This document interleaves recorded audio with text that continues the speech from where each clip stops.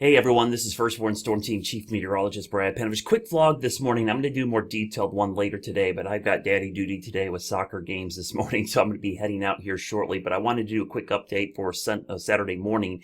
You can see Florence starting to regain some of its hurricane characteristics. Not quite a hurricane yet, but you can see that things are starting to change as we're starting to see clouds wrap right around the center, and we're starting to see outflow to the north. It's still not a very strong looking tropical system, but certainly beginning to gain some strength again this morning. These are signs that it's going to start to become a hurricane likely later today. This was the 5 a.m. advisory. Of course, we'll get another one coming up at 11 a.m. You can see it was pretty much just an extension of the last forecast. A couple things to note. At the end of the cone here, the center is not where we think the storm is. It could be anywhere in this area. So for this reason, that's why all these areas up here down to even Florida need to be ready, because technically the storm could be here or could be here.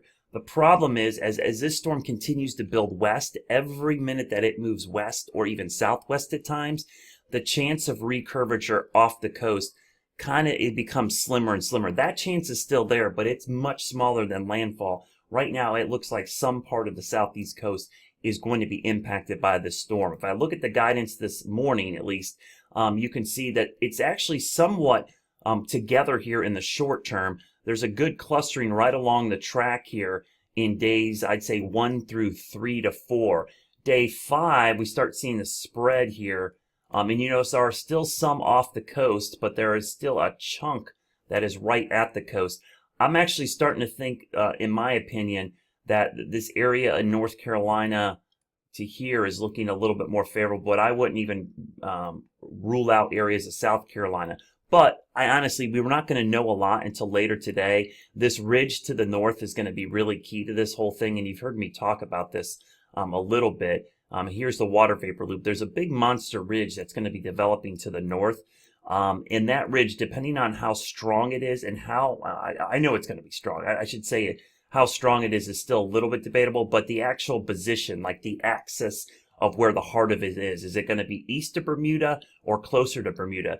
The further east it is, that means a recurvature into eastern North Carolina or off the coast is possible, but a stronger further west version could even drive it further south into Florida. But we will know a lot more later today because the hurricane hunters are going to be heading out there. But you can see the tracks are kind of still all over the place with this system, especially beyond day 4 and 5. So in the short term, we actually have a pretty good handle on where this thing is going. It's really going to be the long term. And again, there's the track, and this would be right here. This is going to be Thursday morning. So there's still plenty of time to get your kits together. Only concern is this moves over this area of the Atlantic right in here. This water is like bath water, 85 to 90 degree water. And so while the track is still uncertain, the one thing that I'm very confident in is this hurricane, as it approaches the coast here, is going to be a major hurricane, possibly a Category 5, borderline Category 5, but certainly in that 3 to 4 range as it moves over that water. All signs in the environment are showing the possibility of rapid intensification with this storm. And just to show you that intensity forecast, we show you the spaghetti plot. Sometimes we don't always show you the intensity forecast, but you can see here we are. This was as of 2 a.m. A lot of the guidance is showing this surge up to Category 3 and 4. A chunk of it in 4. There's a couple down here, but this is a little biased, I think, with statistical stuff. Not sure why we're seeing so many down there, but the official forecast is going to be up in this area where you're seeing it, where you're seeing the official forecast from the Hurricane Center. So there's a look at the system right now. You can see it looks like it's still jogging to the west.